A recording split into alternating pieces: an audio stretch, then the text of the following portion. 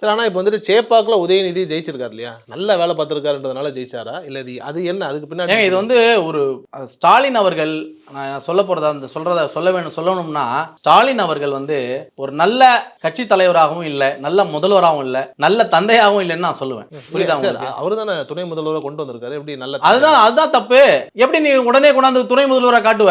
எப்படி உடனே மக்கள் ஏத்துக்கிட்டாங்களான்னு பார்க்கணும். ஸ்டாலினுடைய தந்தை வந்து அவ்வளவு சீக்கிரம் கொடுத்தாரா? இல்ல, கடைசி வரைக்கும் இருக்க வரைக்கும் கொடுக்கவே இல்லையா? கொடுக்கல. கடைசி காலங்கள்ல தானே. இத்தனைக்கும் அவர் வந்து ஸ்டாலின் நிறைய போராட்டங்கள் பண்ணவர் தான், எமர்ஜென்சில நிறைய விஷயங்கள் பார்த்தவர் தான். ஆனா ஏன் கொடுக்கலன்னா, தந்தை வந்து மகனுக்கு கொடுப்பதற்கு இது உன்னோட குடும்ப சொத்து இல்ல, உன் பரம்பரை சொத்து இல்ல, இது மக்கள் கொடுத்த ஒரு பொறுப்பு. அதுக்கான தகுதி உனக்கு வர்ற வரைக்கும் களத்துல நீ போராடணும், களத்துல மக்களுக்காக நிக்கணும். அப்பதாங்க மக்கள் ஏத்துக்குவான். புரியுதா உங்களுக்கு? இன்னைக்கு தாவேகா தலைவர் வந்து கட்சி ஆரம்பிச்சு 2 வருடங்கள் தான் ஆகுது. ஆனா மக்கள் எப்படி ஏற்றுக்கொண்டார்கள்? ஏன் ஏற்றுக்கொண்டார்கள்னா, மக்களுக்காக நிற்பார் இவர் என்ற நம்பிக்கையை வந்து அவர் மக்களுக்கு கொடுத்திருக்கிறார். புரியுதா உங்களுக்கு?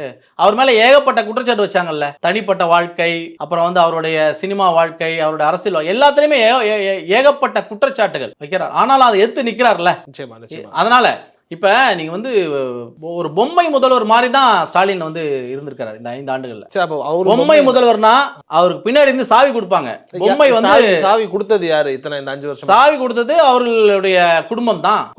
அவர் தன்னுடைய மகனை வந்து வெளியில காட்டுறாருல, தன்னோட மருமகனை வெளியில காட்டினாரா? இல்ல, காட்டல. ஆனா மருமகன் தானே எல்லாத்தையும் டிசைட் பண்ணிட்டு இருக்காரு. குடும்பம் தான் எல்லாத்தையுமே தீர்மானிச்சிருக்கு. அது மக்கள் அந்த குடும்பத்தை இந்த கொள்ளையடித்து கொடுக்கக்கூடிய அமைச்சர்கள் தொடர்புல இருக்காங்க. இவர் வந்து ஒரு திமுகவினுடைய ஒரு அடையாளமாக, ஒரு தலைவராக இவரை முன்னாடி வச்சுக்கிட்டு இவங்க பின்னாடி வேலை பார்த்துட்டு இருந்தாங்க. அது வந்து மக்களுக்கு தெரியும். இன்னைக்கு மக்களுக்கு நல்லா தெளிவா தெரிஞ்சு போச்சு.